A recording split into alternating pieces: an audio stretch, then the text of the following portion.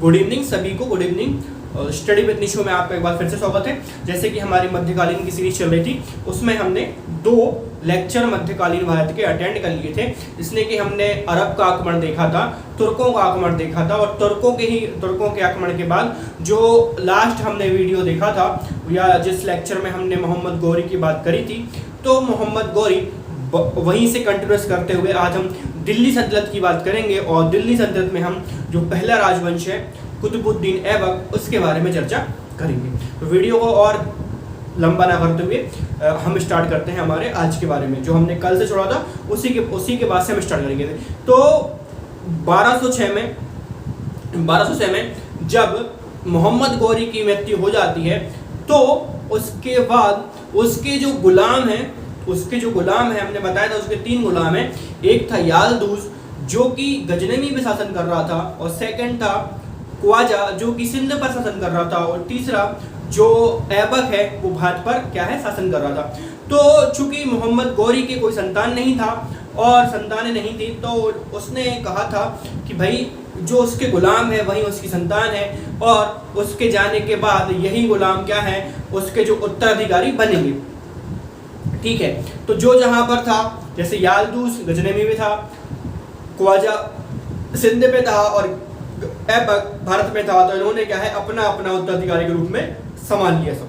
ठीक है, लेकिन अभी भी क्या है उत्तराधिकारी में होड़ होगी, वो हम बाद में चर्चा करेंगे। तो इस प्रकार से क्या है ये तीनों गुलाम क्या है सभी एक क्या है अपना जो मतलब जो जहां था वहां का क्या है शासन प्रशासन संभालता है। ठीक, अगर हम बात करें फिर इस पे थोड़ी सी क्या है दिल्ली सल्तनत पे, क्या है कुतुबुद्दीन ऐबक ही पहला वंश है जो क्या है दिल्ली सल्तनत पर क्या है शासन करेगा। इसके अगर हम देखें दिल्ली सल्तनत पे, हम थोड़ी बेसिक बात करें कि दिल्ली सल्तनत में जो शासनकाल है वो कुल मिला के 320 साल तक चलता है। कितने पर?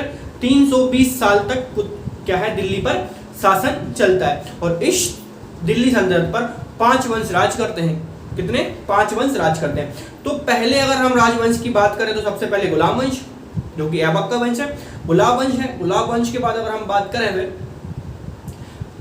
गुलाब वंश के बाद खिलजी वंश के बाद फिर खिलजी वंश है। उसके बाद तुगलक वंश के बाद सैयद वंश, उसके बाद लोधी वंश। तो ये 5 डायनेस्टीज हैं, ये क्या है दिल्ली सल्तनत पर रूल करती हैं। ये क्या है राज करती हैं 5 सल्तनत दिल्ली सल्तनत पर। ठीक, अगर हम बात करें सबसे पहले गुलाम वंश की, तो गुलाम वंश में कौन कौन से राजा हुए हैं उसके अगर हम बारे में बात करें तो सबसे पहले तो कुतुबुद्दीन ऐबक ही। ठीक, उसके बाद कुतुबुद्दीन जब ऐबक 1206 से 1210 तक ये राज करता है, 4 साल तक इसका प्रशासन रहा। उसके बाद अगर हम बात करें इसके बेटे आराम शाह की, जिसने 1 वर्ष तक शासन किया, उसके बाद इल्तुतमिश ने इसकी युद्ध हुआ तो उसकी हत्या कर दी थी। तो उसके बाद आराम शाह, उसके बाद इल्तुतमिश के बाद क्या है इल्तुतमिश के बाद थोड़े शासन के लिए क्या है जो रुकबुद्दीन फिरोज शाह आता है, फिर रजिया सुल्तान आता है, फिर बहराम साहब आता है, फिर अलाउद्दीन महमूद आता है, फिर नसरुद्दीन आता है, फिर बलबिन आता है, फिर केकू बाद फिर क्यूमर्स। तो ये 10 शासन गुलाम वंश के हुए हैं। इनमें से जो जितने भी इम्पोर्टेंट्स हैं जैसे कि रजिया सुल्तान है, इल्तुतमिश है, इनके बारे में हम पढ़ेंगे। जितने भी इम्पोर्टेंट राजा हैं बाकी बारे हम स्किप कर देंगे। ठीक, तो हम सबसे पहले हम बात करेंगे इसकी कुतुबुद्दीन ऐबक की जो कि गुलाम वंश का संस्थापक है। तो अगर हम बात करें कि जो कुतुबुद्दीन ऐबक कौन है और ये गुलाम वंश की इसने क्यों नाम रखा, तो सबसे अगर हम पहले बात करें कुतुबुद्दीन ऐबक की, तो ये मूल रूप से क्या है मामलुक प्रजाति के लोग थे, मामलुक प्रजाति के तुर्क थे। कौन थे? मामलुक प्रजाति के क्या है तुर्क थे। और जो ऐबक है कुतुबुद्दीन ऐबक है वो खुद ही एक स्वयं गुलाम है, इसलिए क्या है इसने अपनी वंश की स्थापना किससे? गुलाम वंश से की। करेक्ट। तो हम बात करें कि किस प्रकार से गुलाम बना, तो सबसे पहले अगर हम बात करते हैं कुतुबुद्दीन ऐबक की, तो कुतुबुद्दीन ऐबक 1206 से 1210 तक क्या है इस दिल्ली सल्तनत पर राज किया है। अगर हम बात करें तो ये स्वयं गुलाम था, रहने वाला कहाँ का था? तुर्कमेनिस्तान का रहने वाला था। ठीक, और अगर हम बात करें जो काजी हैं, कौन काजी? अब्दुल अजीज कोका। कौन है, अब्दुल अजीज कोका। इन्होंने क्या है निशापुर के बाजार में ऐबक को खरीदा था। किसको खरीदा था, कुतुबुद्दीन ऐबक को खरीदा था। किसने, अब्दुल अजीज कोका, कहां पर, निशापुर बाजार में, किसको, कुतुबुद्दीन ऐबक को खरीदा था। ठीक है, उसके बाद क्या है, फिर कुतुबुद्दीन ऐबक को गजनी लाया जाता है और गजनी लाने के बाद उनके जो बेटे हैं, फिर क्या है, उनके बेटे कुतुबुद्दीन ऐबक को मोहम्मद गौरी को बेच देते हैं। तो इतना समझ में आया कि कुतुबुद्दीन क्या है, तुर्कमेनिस्तान का रहने वाला है। कहाँ, तुर्कमेनिस्तान का रहने वाला है। उसके बाद एक काजी है, कौन काजी है, अब्दुल अजीज कोका, निशापुर बाजार में उसको खरीदते हैं। उसके बाद उसको गजनी लाया जाता है और जब क्या है, अब्दुल अजीज कोका जो काजी हैं, उनकी मृत्यु होने के बाद उनके बेटे फिर कुतुबुद्दीन ऐबक को किसको भेज देते हैं, मोहम्मद गौरी को बेच देते हैं। ठीक, उसके बाद इसके बाद क्या है, कुछ उपाधियां हैं किसकी, कुतुबुद्दीन ऐबक की जो क्या है मिली हैं और मोहम्मद गौरी ने भी क्या है उनको कुछ दी हैं। तो जैसे अगर हम बात करें कि अगर हम इसकी नाम की बात करें कि ऐबक, तो ए का मतलब होता है क्या, चंद्रमा, बक का मतलब क्या होता है, स्वामी। तो चंद्रमा का स्वामी इसके नाम का मतलब हो गया। ठीक है, अगर हम बात करें फिर पीलबख्श दूसरी उपाधि है, इसका मतलब क्या होता है, हाथियों का दान देने वाला। इसका मतलब क्या होता है, हाथियों का दान देने वाला। उसके बाद अगर हम बात करें कुरान शाह का मतलब क्या होता है, इसको क्या है, कुरान पूरा मुंह ज़बानी याद था। किसको, कुतुबुद्दीन ऐबक को। अगर हम बात करें लाख बख्श की अगर हम बात करें तो लाख बख्श का मतलब होता है दानशीलता, मतलब ये भर के दान देता था, इसलिए इसको क्या है, लाख बख्श कहा जाता है। इसके बाद अगर हम बात करें मलिक एवं सिक्का सालार, मलिक एवं सिक्का सालार है, इसको ये जो उपाधि किसने दी है, मोहम्मद गौरी ने दी है। किसको, कुतुबुद्दीन ऐबक को। उसके बाद बली अहमद भी जो उपाधि है वो किसने दी है, मोहम्मद गौरी ने ही दी है। तो ये तो उपाधियों की बात हुई है।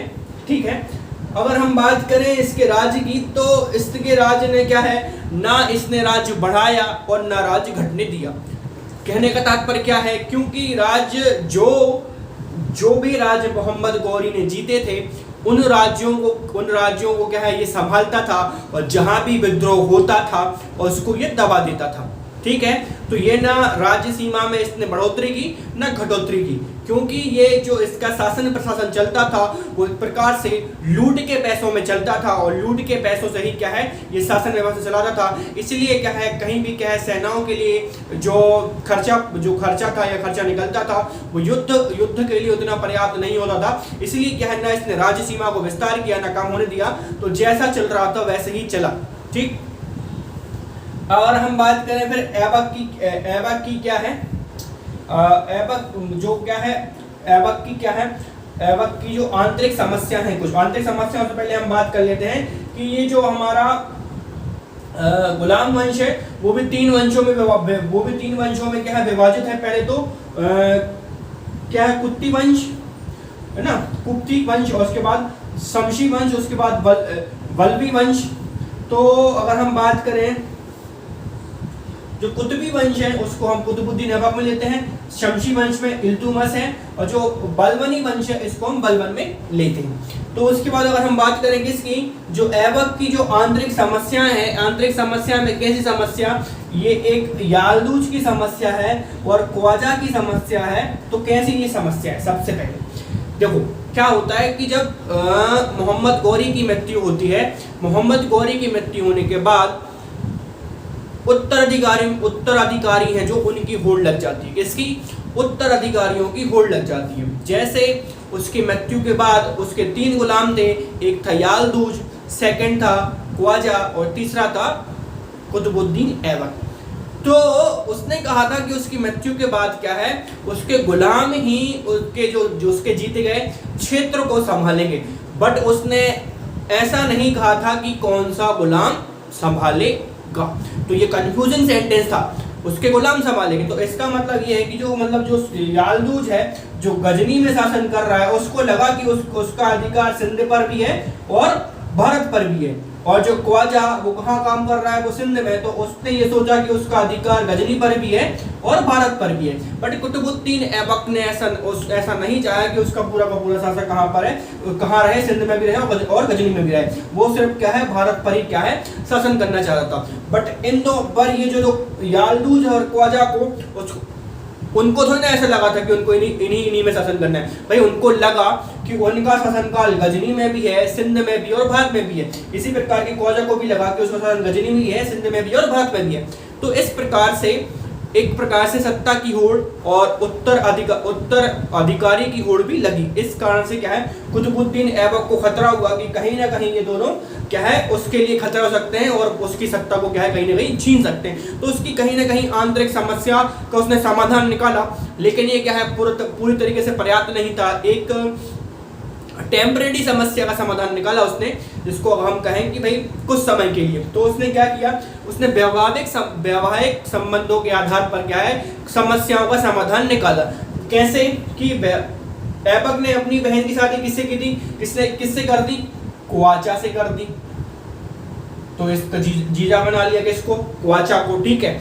उसके बाद यालदूज की जो पुत्री का विवाह स्वयं से कर लिया, ठीक है। यालदूज की पुत्री का विवाह किससे कर लिया, स्वयं से कर लिया। तो ये भी रिश्तेदार बन गया, ये उसका जीजा बन गया, कुतुबुद्दीन ऐबक किसका, यालदूज का, ठीक है। उसके बाद अपनी पुत्री का विवाह किससे कर दिया, इल्तुतमिश से कर दिया। किससे कर दिया, जो ऐबक की जो पुत्री है उसका विवाह किससे कर दिया, इल्तुतमिश से कर दिया। इस प्रकार उसने तीन वैवाहिक संबंध बनाए, ठीक है। जो ऐबक की बहन थी उसकी शादी किससे कर दी, ख्वाजा से शादी कर दी। तो ये गजनी की समस्या वहां पर निपट गई। और यालदूज की जो पुत्री है उसका वह स्वयं से कर लिया। तो ये क्या है, सिंध वाली समस्या भी निपट गई। गजनी और सिंध वाली समस्या अभी कुछ समय के लिए एक टेम्परेरी पीरियड काल के लिए कुछ ये समस्या वहां से चली गई। बाद में और ये आएगी, लेकिन हम बाद में देखेंगे उसको। तो ये 3 विवाह उसने किए। उसके बाद अगर हम बात करें, ये जो यालदूज है वो पंजाब आता है। कब आता है, पंजाब आता है और 40 दिन तक क्या है, वहां पर रुकता है। और इसी बीच में क्या है, जो ख्वावरी शाह है गजनी पर क्या है, आक्रमण कर लेता है और अधिकार कर लेता है। कौन, ख्वावरी शाह। तो ये जो ख्वावरी शाह है वो गजनी पर क्या है, आक्रमण कर लेता है और वहां पर अधिकार कर लेता है, जब क्या है, यालदूज पंजाब आया हुआ था, ठीक है। उसके बाद यालदूज और ऐबक का युद्ध होता है। तो यालदूज को ऐबक पराजित कर देता है। यहाँ पर क्या है, ऐबक की विजय हो जाती है और ये समस्या कुछ समाप्त हो जाती है। अगर हम बात करें फिर कि इसकी शासनकाल की, तो 4 साल तक इसने शासन किया है। और इसमें योगदान क्या रहा है, तो इंडो इस्लामिक संस्कृति कहीं ना कहीं क्या है, जो मुस्लिम संस्कृति है और जो इंडिया की संस्कृति कहीं ना कहीं उनका मैचअप हुआ है इसके शासनकाल में। तो इसके द्वारा क्या क्या बनाया गया है, तो अगर हम बात करें 2.5 दिन का झोपड़ा, ये भी मस्जिद है, 2.5 दिन का झोपड़ा। और कुतुबुद्दीन जो क्या है, कुतुब मीनार की नींव है इसी के शासनकाल में रखी। ये इसके शासनकाल में क्या है, मस्जिदों को ज्यादा निर्माण हुआ है। और इसके इल्तुतमिश के बाद क्या है, जो मदरसा का निर्माण ज्यादा हुआ है। इसके बाद का शासनकाल हम इल्तुतमिश पढ़ेंगे, उसके शासनकाल में मदरसे ज्यादा बने हैं। और इसके शासनकाल में कुतुबुद्दीन ऐबक के शासनकाल में क्या है, मस्जिद ज्यादा बनी। उसके बाद अगर हम बात करें हसन निजामी, जो कि इतिहासकार है ना, इतिहासकार है, इनकी बुक भी है ताज उल मसीर। उसके बाद देखें हम फर्क ए मुदस्सिर, ये भी एक इतिहासकार है, उनकी बुक कौन की है, अदब अल हर्ब। उसके बाद मिन्हाजुद्दीन, ये भी लेखक है, सिराज एवं सेकल, इन्होंने क्या है, इन्होंने लिखा था कि जो कुतुबुद्दीन ऐबक है हाथ का लूला है। क्या लिखा था, हाथ का लूला है। उसके बाद अगर हम बात करेंगे 1210 में उसकी पोलो खेलते हुए मृत्यु हो गई। पोलो क्या है, एक खेल है जो कि घोड़े पर बैठकर खेला जाता है। और उस क्या हुआ था कि घोड़े पर बैठकर वो जा रहा था और घोड़ा क्या है, और घोड़े से गिरा, जो उसकी मुट्ठी होती है जो पोलो खेलने वाली, उसकी क्या है, जो रिब्स हैं उसमें टच हुई और उसके बाद क्या है तुरंत ही उसकी मृत्यु हो गई। उसके बाद उसका बेटा कुछ समय के लिए आराम से गद्दी पर बैठता है, बट उसको क्या है कुछ ना कुछ विरोध सहना पड़ता है। उसके बाद इल्तुतमिश को बुलाया जाता है और इल्तुतमिश क्या है आगे का शासन संभालता है। तो ये अगले वीडियो में हम बात करें कि आराम शाह का क्या मसला था और इल्तुतमिश का क्या मसला था, वो हम अगले वीडियो में समझेंगे।